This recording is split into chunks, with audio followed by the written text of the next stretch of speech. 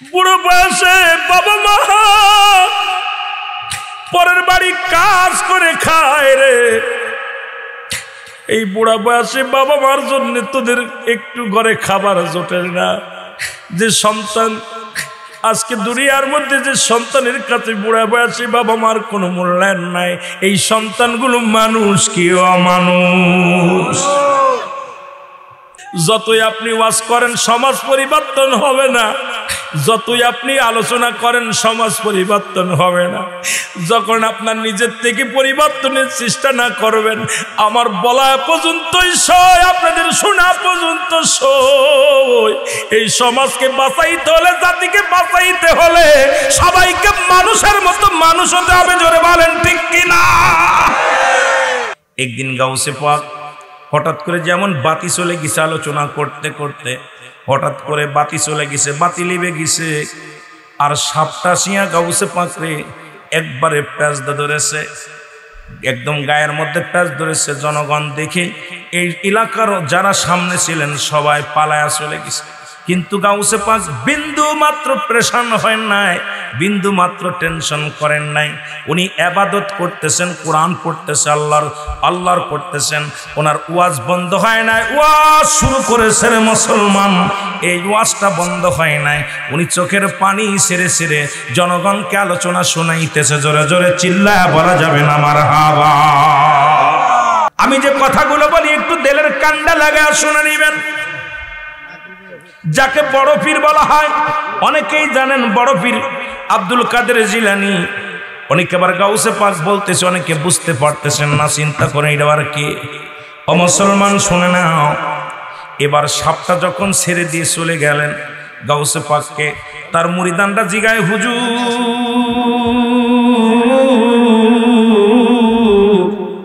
দেখলাম ওই সাপটা আপনাকে আক্রমণ করার জন্য আসলো, আপনাকে জড়িয়ে ধরলো, কিন্তু আপনি তো একটু বিচলিত হলেন না, টেনশন করেন নাই। আল্লাহর ওলি বলে, বাবা শুনে নাও, আমি যখন আল্লাহর কোরআন পড়তেছিলাম, ইসলামের দাওয়াতের জন্য আমি আলোচনা করতেছিলাম, ওই দুষ্ট জিন সাপ আমার কোনো ক্ষতি করতে পারে নাই। জোরে জোরে চিল্লায়া বলা যাবে না মারহাবা। কিন্তু দুষ্ট জিন বলে, আমি যাদের আল্লাহ মানব জাতির জন্য অভিশপ্ত হইলাম, এ আমার মাওলা। কিন্তু গাউসে পাক তো দিনে দিনে দলে ভারী লাগায় মানুষ হয়ে যায়, কোনো ক্ষতি করতে পারলাম না। কিন্তু আমিও পিছে সারা জিনিস না, আমি গাউসে পাককে দেখে নিব। একদিন নয়, দুদিন নয়, এরকম অনেক দিন আবার পিছে লাগলেন, কিন্তু গাউসে পাকের কোনো ক্ষতি করতে পারলেন না। একদিন মুসলমান গাউসে পাক বসে আছে, হঠাৎ সাপ ধরে, সাপের রূপ ধরিয়া গাউসে পাককে আবার আক্রমণ, কামড় দিতে গেলেন, কামড়াতে পারলেন না। এবার গাউসে পাক আল্লাহর কোরআন তেলাওয়াত করে, নবীজির প্রেমের দুরূদ পড়ে। এটা গাউসে পাক যখন আমার নবীর প্রেমের মালা গলায় নিয়ে গো, যখন আমার আল্লাহর পাগল হইয়া গাউসে পাক আমার মাওলার জিকিরে মাশগুল আছে, সাপ তখন বললেন, হুজুর আমি হলাম দুষ্ট জিন, আপনার কাছে পরিচয়টা দিয়ে যায়, আর জীবনেও কোনোদিন আপনার ক্ষতি করতে চাব না।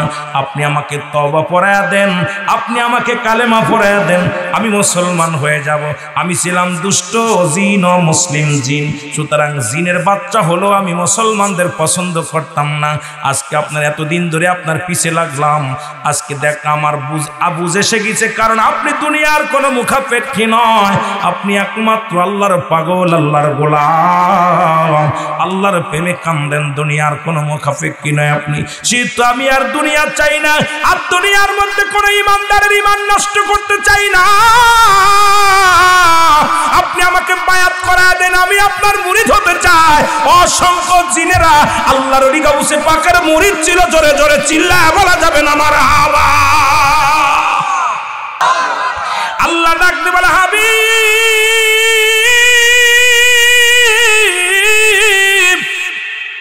আমি আল্লাহ, আমি আল্লাহ। আল্লাহ কয়জন? আমি আল্লাহ। পৃথিবীর মধ্যে কারোর জন্ম দিই নাই, কারো থেকে জন্ম নিই নাই।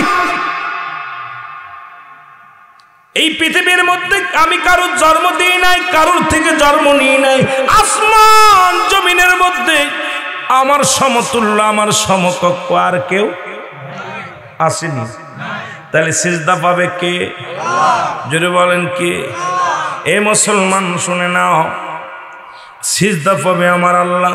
হায়াতের মালিক যিনি, রিজিকের মালিক তিনি, দ্বন্দ্বলাতের মালিক যিনি, সব কিছুই পাবেন তিনি।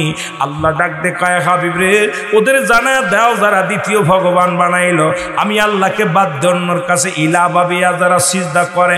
মুসলমান শুনে নাও, যারা দ্বিতীয় খোদা বানাইয়া যারা তার কাছে চায়, তাদেরকে তুমি জানিয়ে দাও আমি আল্লাহ এক, আমার আর অদ্বিতীয় কেউ নাই। জোরে বলেন ঠিক কিনা? মুসলমান গভীর মনোযোগ। হিন্দু পণ্ডিতেরা মূর্তি পূজা করে, বড় পণ্ডিতের মেয়ে ডাকতে বলে, বাবা সারা জীবন আপনি মূর্তি পূজারি করলেন, আজকে আমি মন্দিরে যাব, সামনে আমার পরীক্ষা, মন্দিরে যাব একটু দেবতার কাছ থেকে একটু আশীর্বাদ নেওয়ার জন্যে, আর যাবার সময় এক কলসি দুধ নিয়ে যাব। বড় দেবতা, মেজ দেবতা, ছোট দেবতা, সব দেবতাদের পরাণ ভরে খাওয়াইব। আল্লাহু আকবার বলে। পণ্ডিত বলে, মারে দেবতা কোনোদিন খায় না মাটির পুতুল, এটা খাবার খাইতে পারে না, আমরা নিজে বানাইছি। ওর পায়ে যদি সিজদা লুটাইয়া যদি কিছু সাহায্য চাও দিবে, প্রার্থনা করলে পাবে, কিন্তু ওরা তো খায় না। মেয়ে কয়, বাবা আমি একটা সতী সাথী মেয়ে, পৃথিবীর মধ্যে আমার মতো সতী নারী, আমার বিশ্বাস আমি যদি খাবার নিয়ে যাই, তোমার দেবতা আমার হাত ফিরাইবে না, তোমার দেবতা আমার কাছ থেকে খাবে। দাও বাবা দাও। দুধের পাতিল নিয়ে চলে গেলেন মন্দিরে। মন্দিরে যায় দেবতার পায়ের করে দুধের পাতিল ধুয়ে ডাকতে বলে, দেবতা খা, দুধ খা।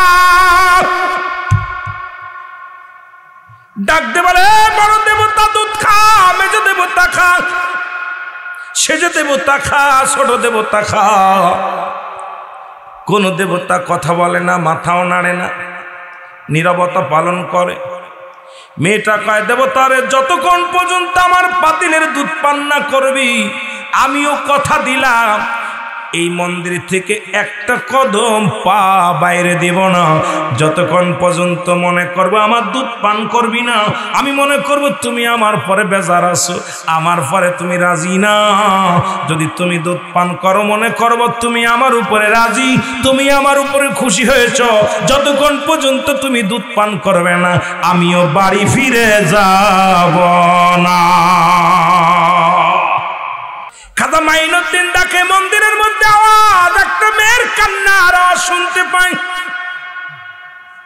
খাজা মাইনুদ্দিন যা দেখে রে, মন্দিরের পায়ের করে একটা যুবতী মেয়ে মাথা ঠুকার কান্দে, কয়, দেবতা খা, খাও, এ বড় দেবতা খা, ছোট দেবতা খা, মেজ দেবতা খা। দেবতা কথাও বলে না, খানাও খায় না। খাজা মাইনুদ্দিন চিশতি রাহমাতুল্লাহ আলাইহি দাঁড়ায় আছে, দাঁড়ায় দাঁড়ায় দৃশ্য দেখতে লাগলেন। চিন্তা করে, মেয়েটার কপাল দিয়ে যেভাবে পরিমাণ রক্ত বাইর হয়, মেয়েটার যে কোনো মুহূর্তে বিপদ হইতে পারে। উনি মন্দিরের মধ্যে উঠলেন, উঠিয়া বড় মন্দিরের কানের মধ্যে ধরিয়া, বড় মূর্তির কানের মধ্যে ধরিয়া টান দিয়ে বলে, মূর্তি, মেয়েটা যে সেই সকাল থেকে বসে আছে তোরে দুধ পান করানোর জন্য, তোর কি কথা কানে যায় না? তাড়াতাড়ি দুধ দেখায়ালাম। জোরে জোরে চিল্লায়া বলা যাবে না মারহাবা। মেজ মূর্তি দুধ পান করেলাম, ছোট মূর্তি দুধ পান করেলাম, তোদের জন্য অনেক সাধনা করে দুধ নিয়ে আসলাম, একটু পান কর। দেবতা কোনো কথাও বলে না, মাথা নাড়ে না। এমন সময় মেয়েটার মনে পড়ে গেল, আমার দ্বারায় কাজ হবে না। গতকালকে যিনি ওই আল্লাহর ওলি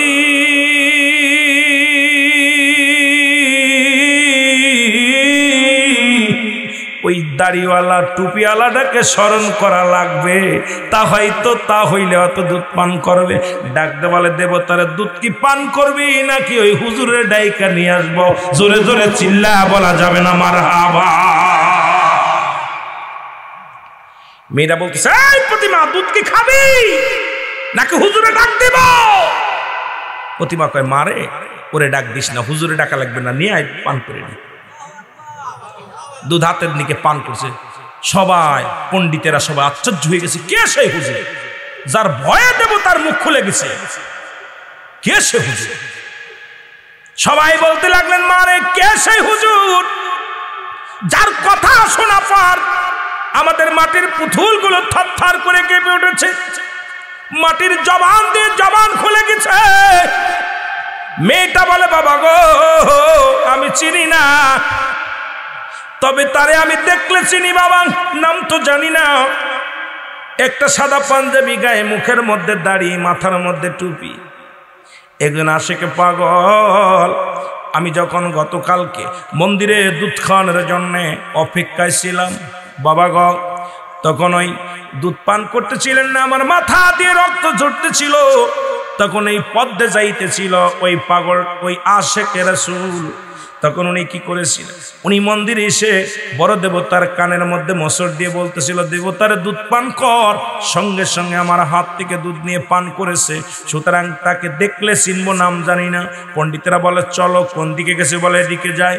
যা দেখে জঙ্গলের মধ্যে খাজা মাইনুদ্দিন চিশতি রাহমাতুল্লাহ আলাইহি একটা জায়নামাজ বিছান, চোখের পানি ছেড়ে কান্দে, আল্লাহ অপরাধী হইলেও আমি তো, আল্লাহ আমি অপরাধী, তোমার দরবারে কান্দি। আল্লাহ এই হিন্দুস্তানের মধ্যে কালেমার দাওয়াত দিই গো আল্লাহ, আমি কতটুক সাকসেস হয়েছি জানি না রে আল্লাহ, আমি দিনের দাওয়াতের জন্য আল্লাহ নিয়োজিত আছি, তুমি আমারে দয়া করো। হিন্দু পণ্ডিতরা দেখেই চিনে ফেলেছে খাজা মাইনুদ্দিন চিশতিকে। সবাই দৌড়ে যে বলে খাজা মাইনুদ্দিন রে আমরা ভুল করেছি, আমাদের আর একটা সেকেন্ড আমরা হিন্দু থাকতে চাই না, পণ্ডিত থাকতে চাই না, আমাদেরকে তুমি কালেমা পড়াইয়া দাও। 500 হিন্দু 500 পণ্ডিতেরা খাজা মাইনুদ্দিন চিশতি রাহমাতুল্লাহ আলাইহির হাতে হাত রেখে কালেমা পড়ে মুসলমান হয়েছে। জোরে জোরে চিল্লায় বলা যাবে না মারহাবা। এই ওলি আল্লাহর বাংলাদেশ, শাহজালালের বাংলাদেশ, শাহপরানের বাংলাদেশ, বাবা খানজান আলী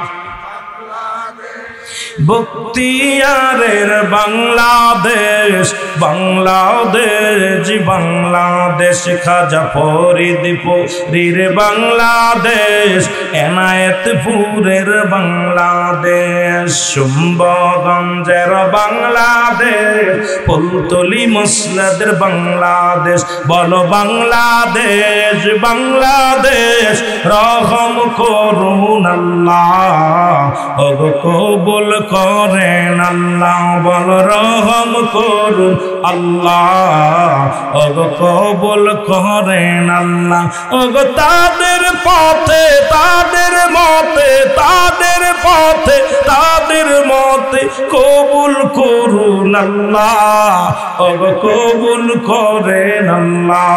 এই শাহজালালের বাংলাদেশ, শাহপরানের বাংলাদেশ, এই ফুলতলি মসলাদের বাংলাদেশ, বদরপুরের বাংলাদেশ, সিফাসালার বাংলাদেশ। বলো বাংলাদেশ বাংলাদেশ, রহম করুন আল্লাহ, ওগো কবুল করেন আল্লাহ। জোরে বলেন মারহাবা। প্রেম দিয়া ভালোবাসা দিয়া ইসলামকে জয় করেছে। কিভাবে প্রেম দিয়ে তাদেরকে দাওয়াত দিছে, কিভাবে, কত টেকনিকে। আর 500 প্রহরী 500 পণ্ডিতেরা কালেমার মালা পড়ে মুসলমান করেছে। জোরে বলেন মারহাবা। আর আমাদের আদর্শ দেখেন না, রাসূল আকরাম সাল্লাল্লাহু আলাইহি সাল্লামের আদর্শ কি ছিল? নবীজির মসজিদের মধ্যে ইহুদি প্রসাব করতেছে, শুনেছেন ওয়াজ, দেলোয়ার হোসেন সাইদ ওয়াজটা করতে। আমি ছোট্ট তখন, এই ওয়াজটা আমার এখন মনে পড়ে মাঝে মাঝে। যদিও অনেকের আপনার পছন্দ করেন না, তাকে আমিও পছন্দ করি না, আমি তো দল করি না ওনার। যারা দল করে তাদের কাছে ভালো, আর আমি কোনো দল করি না। বিশ্ব জাকির মজিল একজন কর্মী গ্রুপের একজন নগণ্য গোলাম। ঠিক আছে, আপনার বাবা আপনার কাছে প্রিয়, আগেই বলেছি বাবা। উনার যারা উনার ভক্তবৃন্দ আছে তাদের কাছে তুমি মাথার তাস, কিন্তু আমি তাকে ছোট করে দেখিনি। কখনো তার বিরুদ্ধে আমার কোনো আলোচনা আজ পর্যন্ত আমি গুনাহগার করি নাই। কেন করি নাই? কারণ সেও ইসলামের দাওয়াত দিছে। এক একজনের এক এক টেকনিক, এক একজন এক এক ফিলি চলে। জোরে বলেন ঠিক কিনা? সবাইকে আল্লাহ এক এক মত দান করে না। তুমি একটা ওয়াজ করতে আমার মনে পড়ে যে রাসূলের মসজিদের মধ্যে একজন ইহুদি দাঁড়ায় প্রসাব করতেছে। আপনারা শুনছেন না ওয়াজটা? ওনার মুখের ওয়াজ। তা রাসূল পাক সাল্লাল্লাহু আলাইহি ওয়াসাল্লামের সাহাবী ধমক দেয়, ধমক দিচ্ছে। নবীজি বলেন, ধমক দিচ্ছ কেন? আগে ক্লিয়ার হোক, প্রস্রাবটা ক্লিয়ার হোক, তারপরে ডাকবে। কষ্ট দাও কেন? ও যদি প্রস্রাব এখন আমাকে ধমক দেওয়ার পর প্রস্রাব আঁকতে যায়, কষ্ট হবে। আহারে, নবী কি কাকে বলে? এমনি আর নবীকে বাইয়িনাত, উত্তম ব্যবহার, উত্তম আখলাক, উত্তম চরিত্র ছিল রসুলের। এই যে রসুলকে কেউ বলছে আলামিন, আল্লাহ বলছে বাইয়িনাত, উত্তম ব্যবহার, উত্তম আখলাক, উত্তম চরিত্র আমার নবীর ভিতরে ছিল, যা পৃথিবীর মধ্যে প্রতিটা মানুষের থাকার দরকার। জোরে বলেন ঠিক কিনা? কিন্তু আমাদের আদর্শ, রাসূল কি করলেন? প্রস্রাব ক্লিয়ার হয়ে গেছে, অল কমপ্লিট। দেখেন, অর্ধেক প্রস্রাব করে দৌড় মারলে ভালো লাগে? কথা কয় না কেন? যারা এগুলো ভুক্তভোগী তারা বোঝেন।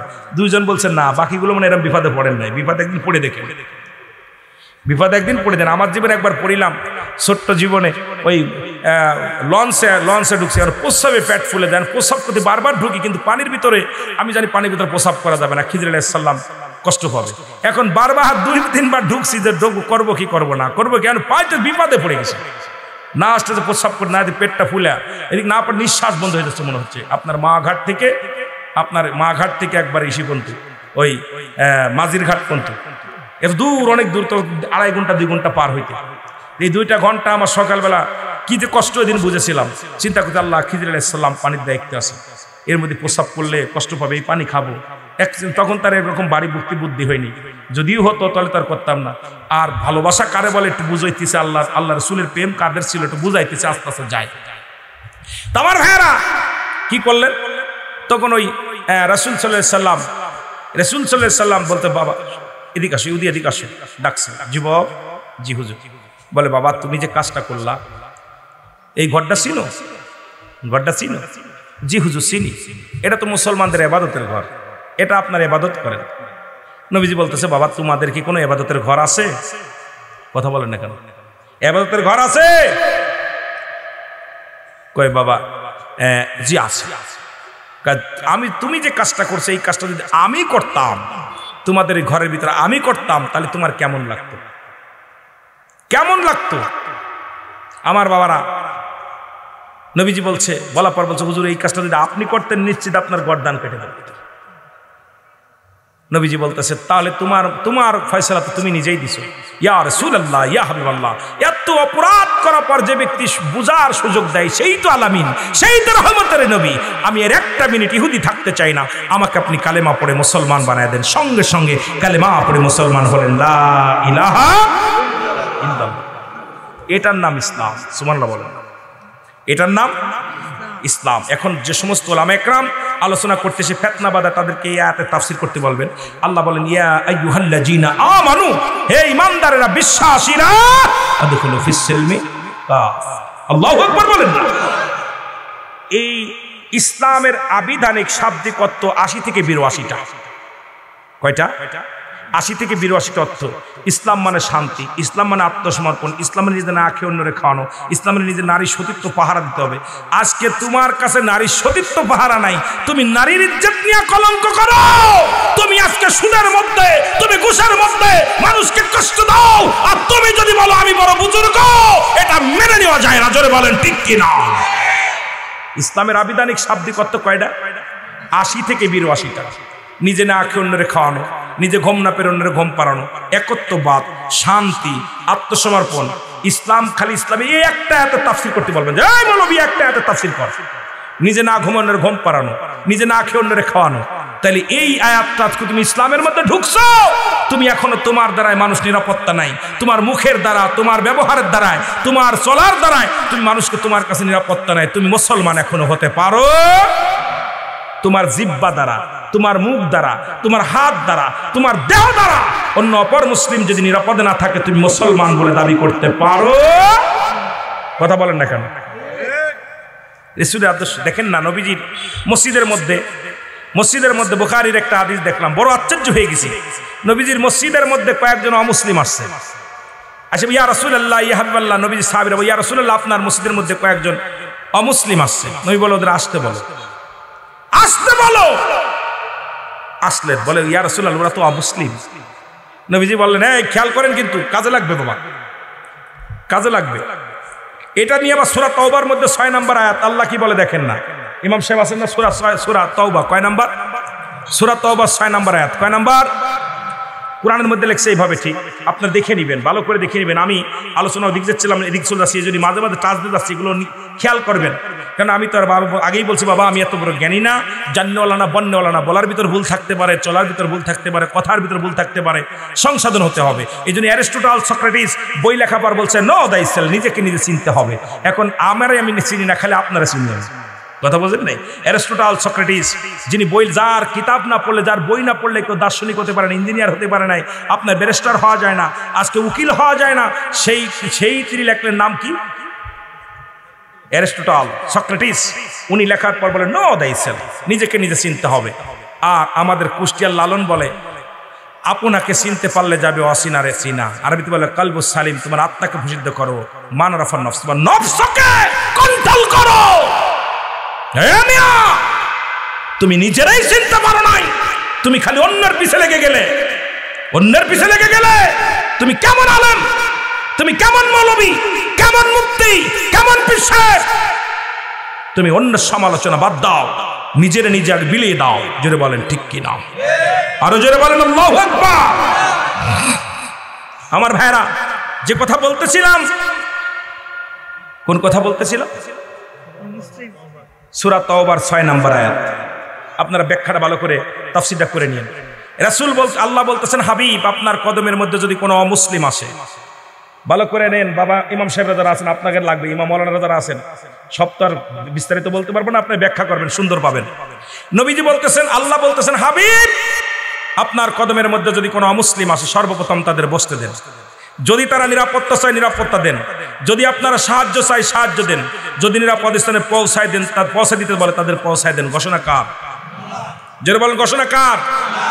এমনি আর নবীর কাছে দলে দলে মুসলমান হয় না, নবীর দেখে পাগল হয় নাই। নবী বল যে দুষ্ট বুড়ি কাটা দিত 13 নবী তার মাথায় টুকলা নিয়ে চলে যাচ্ছে এইভাবে গালিতে, যাহারে মুহাম্মদ যদি এই বেটা হইতো, কথা বুঝলি, এই লোকটারে মুহাম্মদ নবী না দিয়া নবুয়ত কোন আব্দুল্লাহ বেটা মুহাম্মদ বন্ডরে দিছে। এই বন্ড প্রতারকের বিপদে পড়ে আমার ছেলে মেয়েরা এখন এই দেশের ও দেশে চলে গেছে। এখন পাহাড়ে যাওয়ার সময় ডাক দিয়ে ছেলে, এই চলে আয় রে বাবা চলে আয়। ছেলেরা আয় দেখে মুহাম্মদ সাল্লাল্লাহু আলাইহি সাল্লাম, সুবহানাল্লাহ বলেন না? কয় মা গো তুমি কারে নিয়ে আইছো, যার ভয়ে আমরা পাহাড়ে আশ্রয় নিছি তাকে তুমি সঙ্গে করে নিয়ে আসছো আমাকে ধরায় দেওয়ার জন্য। বুড়ি কয় না রে বাবা, যদি ইনি আল্লাহর নবী হয় তাহলে আমি যে গালি দিছি, অভিশাপ দিছি, আল্লাহ যেন আমার ক্ষমা করে দেয়। হে মুহাম্মদ আপনিই তো যোগ্য ব্যক্তি, আপনি আমার কালেমা পড়ায় দেন। হে বৎসের ছেলেরা আসো, এই লোকের কাছে বায়াত গ্রহণ করো, কালেমা পড়ো, লা ইলাহা ইল্লাল্লাহু মুহাম্মাদুর রাসূলুল্লাহ সাল্লাল্লাহু আলাইহি ওয়াসাল্লাম। জোরে বলেন না মারহাবা। যেটা বলতেছিলাম খেয়াল করবেন, মসজিদে নববীর মধ্যে অমুসলিমেরা চলে আসছেন। নবীজি সাহাবীরা বলে ইয়া রাসূলুল্লাহ ইয়া হাবিবাল্লাহ এদের কোথায় বসতে দিব, যেহেতু অমুসলিম। নবীজি বলতেছে ওদের উত্তম জায়গা, ভালো জায়গা বসতে দাও, ভালো জায়গা বসতে দাও।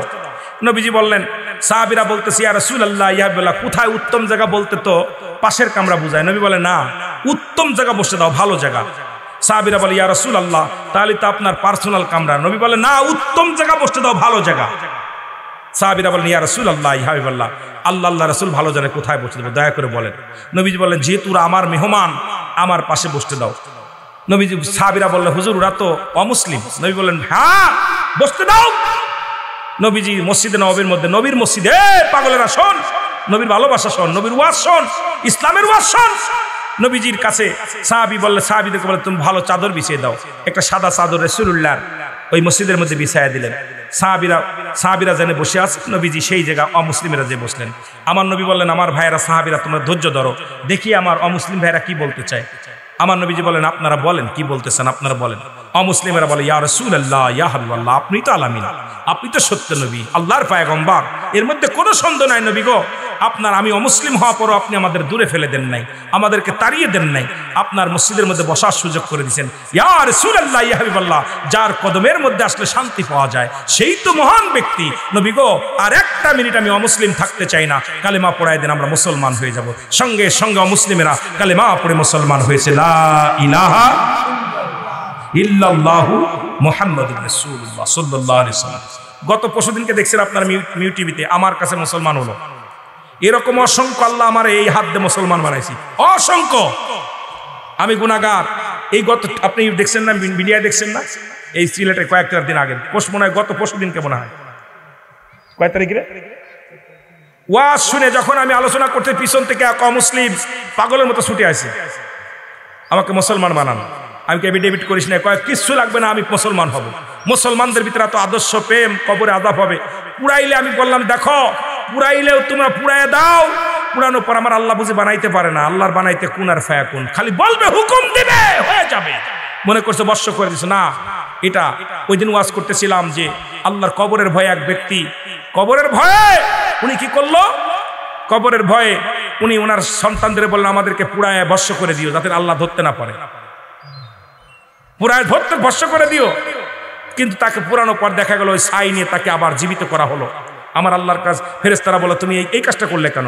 আমি কবরের ভয়ে এই কাজটা করেছি। আমার আল্লাহ বলে যেহেতু ওর অন্তরের ভিতর ভয় জাগছে, আমি আল্লাহ ওরে ক্ষমা করে দিলাম, ওকে জান্নাত দিয়ে দাও। জোরে বলেন না সুবহানাল্লাহ। অমুসলিম এসে বাচ্চা ছেলে, এখনো দাড়িমোছ ওঠে নাই, দাড়িমোছ ওঠে নাই, 18-20 বছর হবে হয়তো, ভালো মতো ওঠে নাই, গজাই নাই।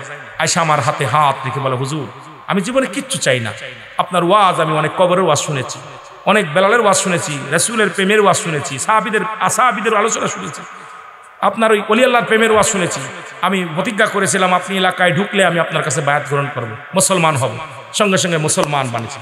আমি জোর করে, চেয়ারম্যান সাহেব ছিল, এমপি সাহেব ছিল, রানিং এমপি, সবাই বললো হুজুর আপনি পড়াই দেন। এরপরে আমার বাবারা, এই যে অমুসলিমদেরকে ভালোবাসা যদি না দিতে পারি, আমার ব্যবহার আমার আচরণে যদি মানুষ যদি দূরেই সরে যায়, তাহলে ইসলামের দাওয়াত কারে দিবেন? ভালোবেসে ডাক দেন, বুকে ডাক দেন, মহব্বত করেন, প্রেম দেন, ভালোবাসা ইসলাম মানেই শান্তি। সেই শান্তির মধ্যে অশান্তির কোনো কাজ করা যাবে না। মহব্বত দুরূদ শরীফ আল্লাহুম্মা সাল্লি আলা নবিয়িনা শাফিয়িনা মাওল, আরো জোরে বলেন আল্লাহুম্মা সাল্লি আলা সাইয়্যিদিনা নবিয়িনা শাফিয়িনা।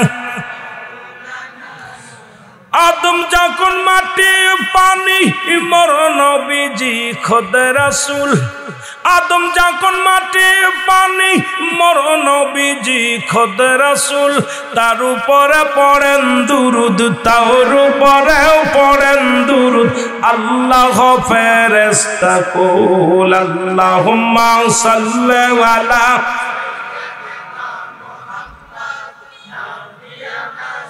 আজকে আমরা একটা হক আদায় করতে পারি না বাপ মায়ের সঙ্গে। মুসলমান বাবা মাকে সদা সর্বদাই খুশি রাখতে হবে, এটাও আমরা পারি না রে মুসলমান। বাবা মা তো খাইতে চায় না, পড়তে চায় না, বাবা মা কিন্তু বাড়ি চায় না, গাড়ি চায় না। বাবার একটা ডাক দিবেন আব্বু, একটা আম্মু করে ডাক দিবেন, কলিজাটা তাদের ঠান্ডা হয়ে যায় রে মুসলমান। এরে বাবা মায়েকে রাজি খুশি রাখতে হবে, বাবা মায়ের চাহিদা পূরণ করতে হবে। মুসলমান শুনে নাও, আজকে তাদের জন্য খোঁজ খবর ঠিক মতো নেওয়া লাগবে। আজকে বাংলাদেশের অধিকাংশ যুবকগুলো বাপ মার খবর নিতে পারি না, বাবা মায়ের ঠিক মতো হক আদায় করতে পারি না। মৃত্যুর পরে 7টা হক, এই 7টার মধ্যে নাম্বার 1 হলো তাদের জন্য মাগফিরাত কামনা করা। আরে নামাজি তো পড়ি না, মাগফিরাত কামনা কেমনে করব? মুসলমান 2 নাম্বার হলো তাদের জন্য সব পৌঁছানো। নিজে তো নিজেই নামাজ পড়ি না, রোজা রাখি না, ঠিক পথে চলি না, কেমনে তাদের জন্য সব পৌঁছাবো রে মুসলমান? এর মুসলমান 7 নাম্বার হলো, মুসলমান ওই সন্তান সদা সর্বদাই বাবা মায়ের জন্য, মুসলমান বাবা মায়ের কবরটা জিয়ারত করা। জোরে বলেন মারহাবা। আজকে আমার জাতি শেষ, আমার সমাজ শেষ। আজকে আমরা বলি ডিজিটাল ডিজিটাল বলতেছি রে মুসলমান, শুনে নাও, আজকে আমাদের সমাজ যদি বাঁচতে হয় আগে দুর্নীতিকে না বলতে হবে। এই দুর্নীতিকে না বলতে হবে, পিতা মাতার খেদমত করা লাগবে। মুসলমান শুনে নাও, এই সমাজের মধ্যে যত দুর্নীতি আছে দূর করার জন্য এটা আমরা একমাত্র যুব সমাজই পারবে রে মুসলমান। আজকে যেমন আজকে যুব সমাজের উদ্যোগে আজকের এই মাহফিল খানা, এই মুসলমান শুনে নাও, এই রাজনগরের হুসাইনি যুব সমাজের উদ্যোগে তদ্রূপ এই রাজনগরের জমিনে যত যুবক আছে গো, এরা যদি আগামী কাল থেকে চেষ্টা করে এই সমাজকে পরিবর্তন করার জন্য, এই গ্রামটাকে পরিবর্তন করার জন্য এরাই পারবে। জোরে জোরে চিল্লায় বলেন ঠিক কিনা? চেষ্টা করতে হবে যে আমাদের গ্রামে গান বাজনা হবে না, আমাদের গ্রামে কোনো এরকম কোনো অন্যায় কাজ করা যাবে না। আমাদের এলাকায় যারা সবাই যুবকরা মিলেমিশে যদি মসজিদে যায়, সালাত আদায় করে, হালাল খাদ্য খায়, হারাম অন্যায়ের পথে প্রতিবাদ করে যায়, বুঝায় চাচা গো এটা আপনি সুদ খেয়েন না, এটা হারাম, এই পথ অবলম্বন ছেড়ে দেন, এই যুবকরাই পারে জাতিকে পরিবর্তন করে দিতে। জোরে বলেন ঠিক কিনা? সুতরাং আমি আর আগাতে পারবো না বাবা, আলোচনা 10টা বেজে গেছে। এরপরে আমাদের আব্দুর রহমান রেজভী সাহেব আসবেন, অত্যন্ত ভালো আলোচনা করে। আমি আর ওদিকে যেতে পারলাম না, অনেক আলোচনা ছিল, সামান্য একটু জিকির করে, জিকির করতে করতে আপনারা আব্দুর রহমান সাহেবকে নিয়ে আসেন। ইসমে জাত আল্লাহ আল্লাহ আল্লাহ আল্লাহ আল্লাহ আল্লাহ আল্লাহ আল্লাহ। আমার সাদের জীবন বিফল গো, সোনার জীবন বিফল নবী আপনাকে। আমি যতদিন বেঁচে থাকবো বলি আল্লাহর শান, এই দেহের মধ্যে যতক্ষণ পর্যন্ত আমার রুহটা থাকবে, যতক্ষণ পর্যন্ত আমার ভিতরে জান থাকবে, আমি এখান থেকে উচ্চ কণ্ঠে আওয়াজ দিয়ে বলে যেতে চাই, রাসূলুল্লাহর শান, সাহাবীদের শান, ওলি আল্লাহদের শান আমার জবান দিয়ে চলবেই চলবে। পৃথিবীর কোনো অস্ত্র দিয়া, পৃথিবীর কোনো শক্তি দিয়া আমার জবান থেকে কেড়ে নিতে পারবে না। জোরে জোরে বলেন ঠিক কিনা? কে মিথ্যা বলল আর কে সত্য বলল? কারণ যাদের ওসিলায় আজকে ইসলাম পাইলাম, দুইটা দেশ, একটা হলো সোনার মদিনা, একটা হলো সোনার বাংলা।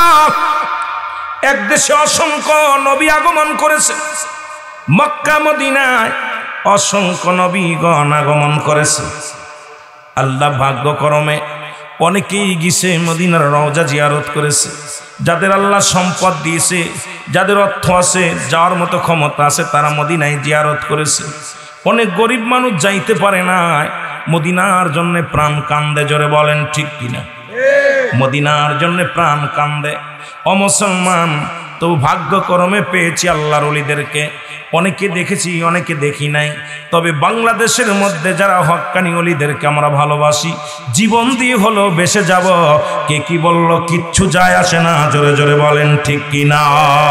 গাউসে পাক আব্দুল কাদের জিলানী, যিনি পীরদের সম্রাট, যারা তিনি এখন ইন্তেকাল করেন নাই, রাসূল বলে আলা সাবধান, আমার কর্তৃপক্ষ ভাইয়েরা বলছে ওলি আল্লাহদের শান একটু আলোচনা করতে, এই জন্য শুরুতেই আলোচনাটা করে যায়, তারপরে আমি আলোচনা করব অন্যদিকে। আমার বাজানেরা সবাই জানে রুহুল আমিন সিদ্দিকী মানুষের চেহারা দেখে আলোচনা করে। আমার ভিতরে কোনো এলেম নাই, ডিগ্রি যদিও নিছি কয়েকটা, যতই মূর্খ বলেন কিছু যায় আসে না। আমার এই ডিগ্রিকে আমি মূল্যায়ন করি না, কারণ ও মুসলমান, 1 থেকে কামেল পর্যন্ত সবই তো ফার্স্ট ক্লাস, মোহন মালিক সেকেন্ড ক্লাস পাই নাই। তবে এটা একটা বিদ্যা অর্জন করা আর জ্ঞান অর্জন করার সমান নয়, পাশ করার জ্ঞান অর্জন করার সমান নয়। তবু আমি বলে আকাশের নিচে জমিনের উপরে আমার মতো নরাধনকে দিয়া আল্লাহ যদি 2-4টা দিনের কথা বলার সুযোগ দান করে, আমি আল্লাহর দরবারে শুকরিয়া আদায় করে শেষ করতে পারি না। আল্লাহর দরবারে উচ্চ কণ্ঠে আওয়াজ দিয়ে আরেকবার চিল্লায়া বলা যাবে না আলহামদুলিল্লাহ। এই জন্য আমি শুরু থেকেই কোরআনের একটা আয়াত নিয়েছি। আমার আল্লাহ বলে আলা সাবধান, ইন্না নিশ্চয়, আলা ইন্না উলিয়াল্লাহি, আল্লাহর তরফ থেকে যারা ওলি হয়, লা নাই খাউফুন শব্দের অর্থ ভয়, ওলা যদি অবস্থান করে হুমদের উপরে জানুন, তাদের কোনো চিন্তা নাই, ভাবনা নাই, নামাজের আগালা নাই, জাকাতের আগালা নাই, হজের আগালা নাই। আল্লাহর ওলিদের বিষয়ে বলতে যে আমার আল্লাহ আলা ব্যবহার করেছেন। শুধু আল্লাহর কুরআন নয়, মেরকাত সরে মেরকাতের 10ম খণ্ড 722 নম্বর পৃষ্ঠা, তাফসীরুল বায়ান 5ম খণ্ড 524 নম্বর পৃষ্ঠা। দলিল খুঁজে নিবেন, নাম্বার বলে যায়, পৃষ্ঠা বলে যাব, তারপরে খুঁজবেন। আল্লাহর নবী বলে আলা সাবধান, ইন্না নিশ্চয়, আলা ইন্নাউ জান্নাহ, আল্লাহর তরফ থেকে যারা ওলি হয় লা ইয়ামুত, তাদের মৃত্যু নাই।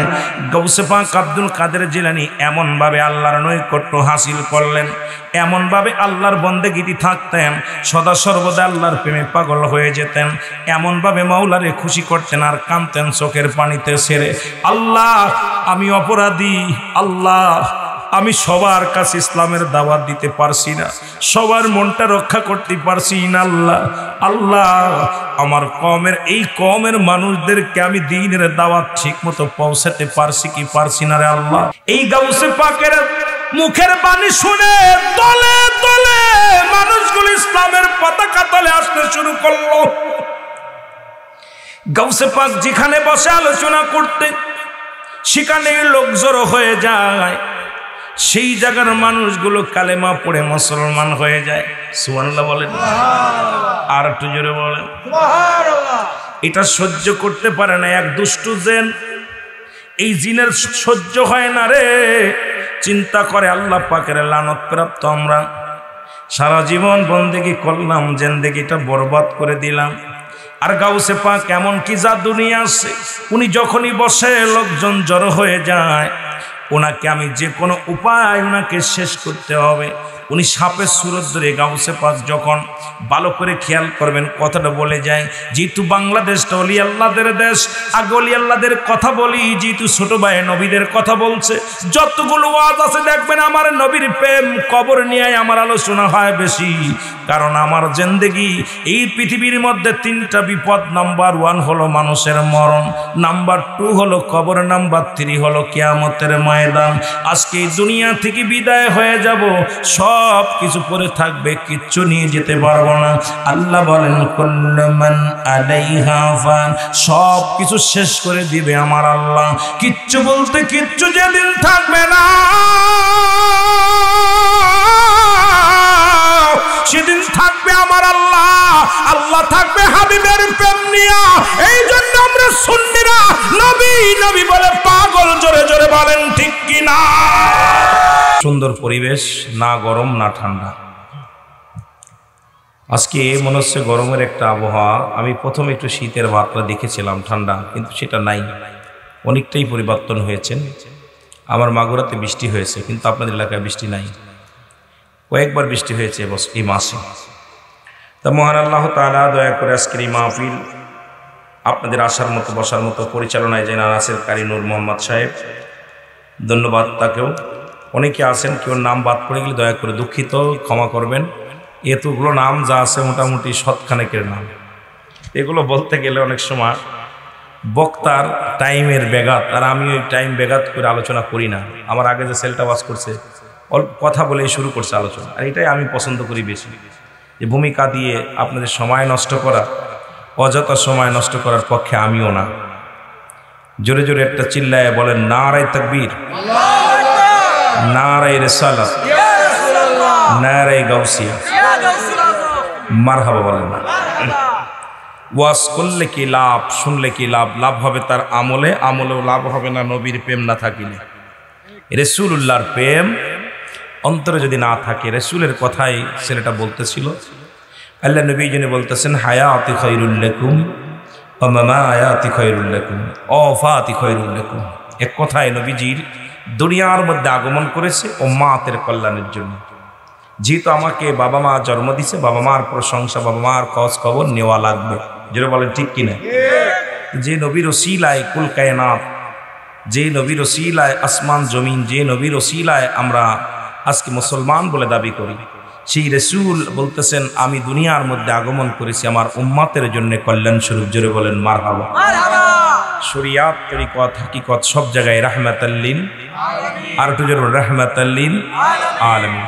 আবার নবী বলতেছেন মামা আয়াতি খায়রুল লাকুম, আমার ওফাতটা আমি বিদায় নিছি এটাও আমার উম্মতের জন্য কল্যাণ স্বরূপ। জোরে বলেন মারহাবা।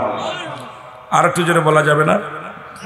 নবীজির ওফাত, নবীজি বিদায় নিয়ে গেছে। অনেক মৌলবীরা কয় নবী মারা গেছেন। নবীজি বলতেছেন আমার ইন্তেকাল শরীফটাও আমার উম্মতের জন্য কল্যাণকারক। এই জন্য কল্যাণকারক যে পৃথিবীর কোনো উম্মাত যদি ভালো কর্ম করে আমি আল্লাহর কাছে প্রশংসা করি আমার উম্মাতের হইয়া, আবার যদি কোনো উম্মাত গুনাহের কাজ করে আমি আল্লাহর দরবারে আমার উম্মাতের হইয়া ইস্তেগফার করি, ক্ষমা চাই আল্লাহর দরবারে। জোরে বলা যাবে না সুবহানাল্লাহ?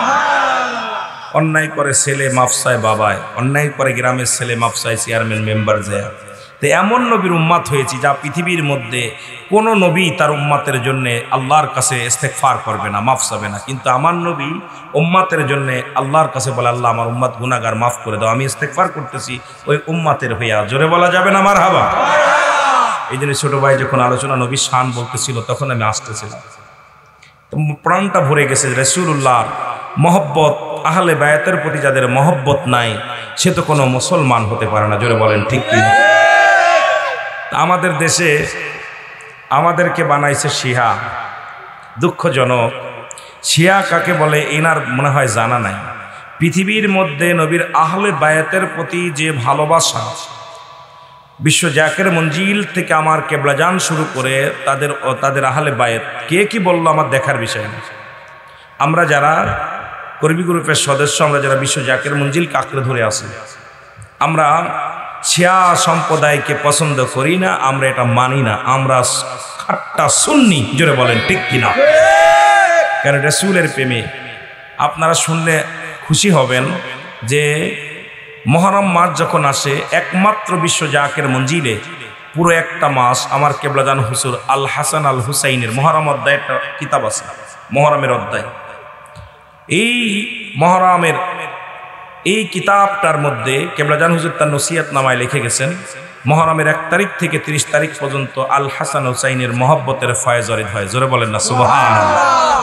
কেবলাজান হুজুর দীর্ঘ একটা মাস রোজা রাখতেন, এই মুহররম মাসে রোজা রাখতেন, জাকেরদেরকে শিক্ষা দিতেন যে তোমরা হাসান হুসাইনের মহব্বতে। হুজুর বলে গেছেন বাবা, নবীজি বলছেন হাসান হুসাইন আমার, আমি হাসান হুসাইনের। যারা হাসান হুসাইনকে ভালোবাসবে আমি নবীকে ভালোবাসা হবে। জোরে বলেন না মারহাবা? সুতরাং বিশ্ব জাকের মঞ্জিলের কোনো ওলামা একরাম আমার মনে পড়ে না যে আহলে বায়াতের বিরুদ্ধে কোনো সাহাবীদের বিরুদ্ধে কথা বলছে। আমাদের জবান দিয়ে কোনোদিন শুনেছেন যে আমির মুয়াবিয়ার বিরুদ্ধে কথা বলছি আমরা? আমিরুল আমিনের সিদ্দিকের যতগুলো ওয়াজ আছে দেখাইতে পারলে নগদ পুরস্কার দিব 5 লক্ষ টাকা। যদি আমি আমিরে মুয়াবিয়ার বিরুদ্ধে একটা কটূক্তি আলাপ করি, কারণ আমিরে মুয়া সাহাবী যথেষ্ট। আমরা সাহাবীদের সমস্ত সাহাবী আকাশের নক্ষত্র, সমস্ত সাহাবীদেরকে আমরা ভালোবাসি। জোরে বলেন ঠিক কিনা? আর একটু জোরে বলেন না? কোনো সাহাবীকে আমরা খাটো করে দেখি না। নবী সাহাবীদেরকে, তাদেরকে শান শৌকাত, তাদের সম্মান, তাদের ইজ্জত আমরা কখনো ছোট করে দেখি না। আর যে দেখে এটা আপনি আজকে বাংলাদেশের মধ্যে বড় আশ্চর্য হয়ে গেছে। আমি আজ 2টা দিন ওয়াজ করার মধ্যে আমি প্রতিবাদ করে কথা বলি না, তবুও বলতে হবে, কিছু কথা বলে আলোচনা শুরু করব। আমরা যেটা বলি সেটাই বানোয়াট, আমরা যে গল্প বলি সেটাই বানোয়াট গল্প। ওলি আল্লাহদের কেরামতি বললে এটা হারাম, এটা যাবে না, না বানোয়াট।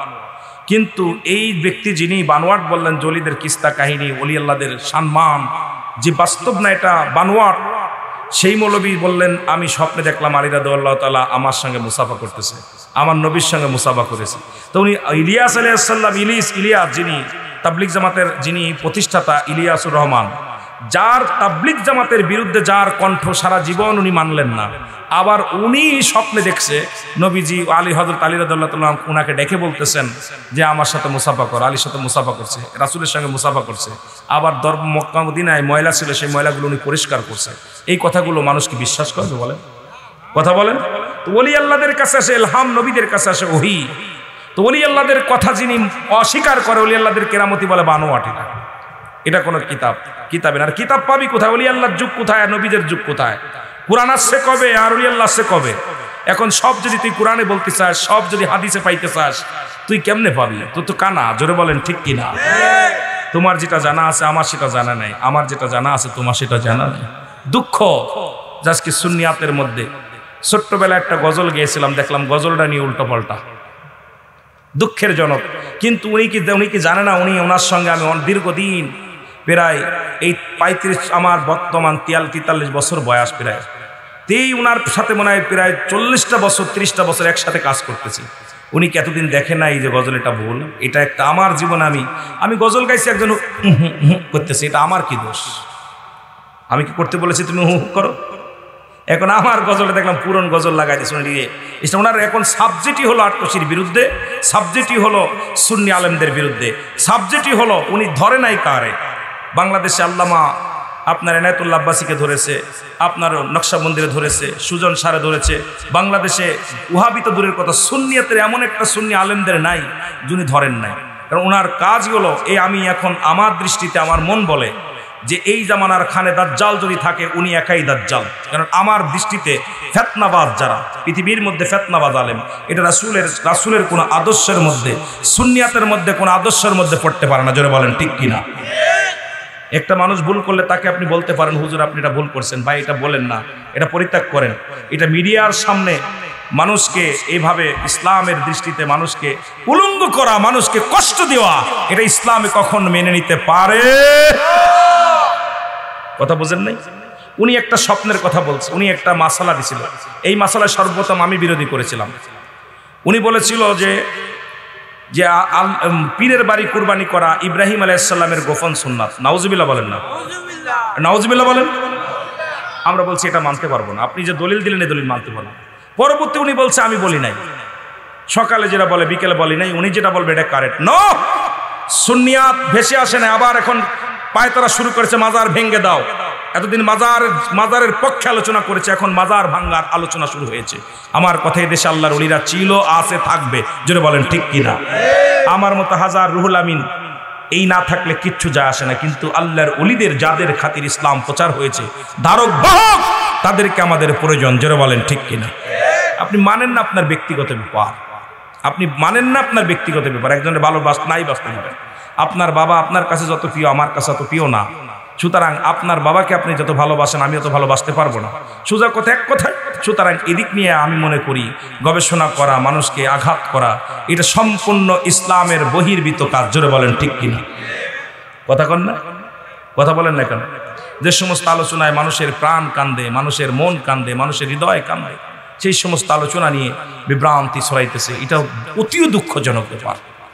এই জন্যে আমি আপনাদেরকে বলবো ইসলাম শান্তিপ্রিয়, ইসলাম শান্তিপ্রিয়, ইসলাম সর্বজননী, ইসলাম কাউকে আঘাত করার শিক্ষা দেয় নাই।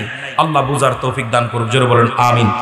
যদি সময় পাই কিছু কথা বলবো, যে কথাগুলো একান্ত প্রয়োজন, একান্ত প্রয়োজন। আমি একটা কথা বলে ফেলেছি, ইল্লিনা সিজিল, যেটা এই ভাষাটা বলতে যে আলোচনা করতে 3 ঘন্টা, তখন আমি আপনার 2004 সালের ওয়াজ, আজ থেকে 20 বছর আগের ওয়াজ, 20 বছর আগের আলোচনা। ওই সময় একটা কথা বলতে স্লিপ করে হট করে আমি স্লিপিং করে সেই কথাটা নিয়ে আরে কোনো ব্যক্তি আমি যাই না শুনে জিল করছি, এটা নিয়ে সে দেখেন বক্তা আন্তর্জাতিক। আল্লামা লাগাইলে আল্লামা একজন লাগাইছে, আল্লামা কেন লাগালো? মুফতি উনি কি একাই মুফতি? বাংলাদেশের কোনো মুফতি নাই, বাংলাদেশে কোনো বক্তা নাই। উনি একা নিজে আলেম মনে করে, পৃথিবীর সমস্ত আলেম ওনার কাছে কোনো আলেম না। কারণ এই পৃথিবীর মধ্যে এত বড় একটা ফেতনাবাজ মানুষ আমার নজরে, এত বড় অহংকারী, এত বড় বেয়াদব আলেম আমার নজরে পড়ে নাই। কারণ যে ব্যক্তির ভিতরে এত অহংকার, আত্মগৌরব, যে ব্যক্তি সে আলেম হতে পারে না। আর জানতাম আলেম হলে তাকে নমনীয় হতে হবে, বিনয়ী হতে হবে। জোরে বলেন ঠিক কিনা? কষ্ট পাচ্ছেন আপনারা? বিনয় হতে হবে। যাদের ভিতরে অহংকার অহমিকা ঢুকছে সে কিসের আলেম? আলেম হতে লাগলে আপনাকে বিনয় হতে হবে, নমনীয় হতে হবে। কিন্তু সে এমনভাবে কথা বলে যা ইসলামের জন্য ক্ষতিকারক। আমি মনে করি এটা মিডিয়ায় যখন যায়, আপনার সবাই তো আর আপনাদের মতো আমাদের মতো না। অমুসলিমেরা তো আমাদের শত্রু, সারা জীবন ইহুদি নাসারা আমাদের শত্রু না? এরা কি আমাদেরকে খারাপ নজরে দেখবে না? বলেন, দেখবে না? যারা পীর মুরিদি মানে না তারা একটা সুযোগ পাচ্ছে না? বলেন, পীর মুরিদি যারা মানে না এরা তো সুযোগ পাচ্ছে। যেই দেখো লাগাইছে, আজকে দেখলাম ইন্ডিয়ার বক্তা ইয়াসিন সাহেব সাধুবাদ জানাইছে মাজার ভাঙ্গার জন্য। আমি আশ্চর্য হয়ে গেলাম। বলছে বাংলাদেশের অমুক বক্তা উনি মাজার পূজারি করতে, এখন উনি নিজেই ভাঙতে বলতেছে। আমরা তো এটাই বলতেছি। তাহলে আজকে মাজার ভাঙ্গার জন্য আপনি পায়তারা শুরু করলেন, এতদিন আপনি পূজা করলেন, এখন কেন পূজা বন্ধ করলেন? মাজার পূজা করে মাজার জিয়ারত করি। জোরে বলেন ঠিক কিনা? আল্লাহ বুঝার তৌফিক দান করুক। আমি বলি ভাই, আপনাকে অনুরোধ করবো, আপনি জ্ঞানী মানুষ, আপনাকে অনুরোধ করবো, আপনি জ্ঞানী মানুষ, আপনি কোরআন হাদিসের আলোচনা করেন, হেদায়েতের মালিক আল্লাহ, হেদায়েতের মালিক আপনি না, হেদায়েতের মালিক আমি না, হেদায়েতের মালিক কোনো পীর সাহেব না, হেদায়েতের মালিক নবীজিও না, হেদায়েতের মালিক স্বয়ং আল্লাহ। জোরে বলেন ঠিক কি না? নবীজি যদি হেদায়েতের মালিক হতো, আবু জাহেল কালেমা পড়ে মুসলমান হতো। কথা কন না কেন? সুতরাং আপনি যদি মনে করেন আমি একাই হেদায়েতের দায়িত্ব নিয়ে নিছি, না, আপনাকে বলার দায়িত্ব দিছে। মানা না মানা, মানানো না মানানো সেটা আল্লাহ পাকই ভালো জানে, কে মানবে, কে যাবে, কে কোথায় যাবে। সুতরাং আপনি বলেন, সত্যের কথা বলেন, কিন্তু তাই বলে এই নয় যে সমাজে ফিতনা সৃষ্টি করেন। আপনাকে অনুরোধ করব, আমি একটা মাহফিলে যেতে পারি নাই, আউসকান্দি গতকালকের মাহফিল ছিল, আপনি দেখছেন, 28 তারিখের মাহফিল আউসকান্দি। ওনার আমার দিনের বেলা মাহফিল দিছে, আমার 12টা থেকে বলছে আপনি 2টার পরে থেকে আসর পর্যন্ত আলোচনা করবেন। আমার শরীর ভালো না, আমার দরবারে ক্যাম্প উদ্বোধন করতে গেছে, আমি নিজে যাইনি। এম এ আজাদ ভাই আমার সাংবাদিক আমাকে বারবার ফোন দিছে, ভাই আসেন। আমাকে ভাই জান আমি যেতে পারবো না, আপনি প্রোগ্রাম করেন। সেটা সেখানে বলছে আমাকে সিলেটের মানুষ বরকাট করছে, অথচ পরশুদিন 3টা মাহফিল করছে, তার আগের দিন 3টা মাহফিল করছে সিলেটে, রেগুলার মাহফিল করছে সিলেটে, আমার সিলেট বরকাট করছে। এই যে কথাগুলো বিভ্রান্তি ছড়ানো, আল্লাহ পাকই ভালো জানে।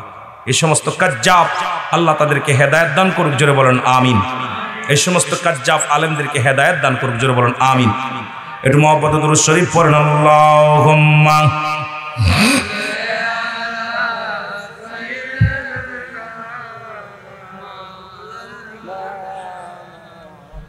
ওয়ালা আলি সাইয়্যিদিনা।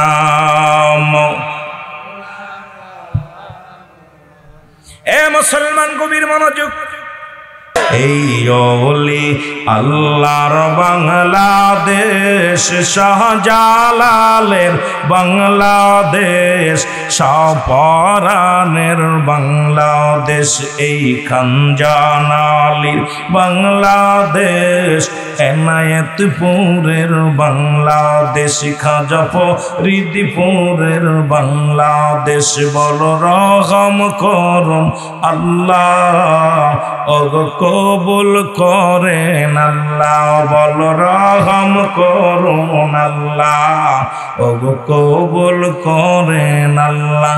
ওগো তাদের পথে তাদের মতে কবুল করুন আল্লাহ, ওগো কবুল করেন আল্লাহ। জোরে বলেন মারহাবা। আবার সুদ দিলেও দোষ, কয় টনটনে সুর দিয়ে ওয়াজ করে, আল্লাহ তোরে সুর দেই নাই। তাই বলে আরেকজনতে দাউদ আলাইহিস সালাম কিতাব পড়েছে, মাস পর্যন্ত শোনার জন্য পাগল হয়ে গেছে। জোরে বলেন ঠিক কি? কেন আল্লাহ দিছে সুর, এটার পরেও অহংকার, কয় সুর দিতেছে, কি বিপদে আছে। বড় কষ্টের মধ্যে আঙ্গুর ফল টক, যদি খাইতে পারতো গাছে ওইটা কোথায় খুব মিষ্টি, কারণ গাছে উঠতে পারে না। আল্লাহ তো দেওয়ার মালিক, এটা আমার মতো আমি সুর গুছাইছি না, এটা কার দান? চেহারা গৌরা, আপনার চেহারা, ধন সম্পদ, এরপরে আপনার এই কণ্ঠ, এ কার দান? এইটা নিয়েও হিংসা, কয় কণ্ঠনের সুর দিয়ে ওয়াজ করতেছে। আয় হায়, কোন জগতে আছে? এখন সাবজেক্ট হলো রুহুল আমিন ফরিদি, সাবজেক্ট হলো রুহুল আমিন ফরিদি। ঠেকাও ঠেকাও। হায় আল্লাহ, মানুষ বুঝা গেছে। দেখলাম যতগুলো কমান্ড আছে, আল্লাহু আকবার।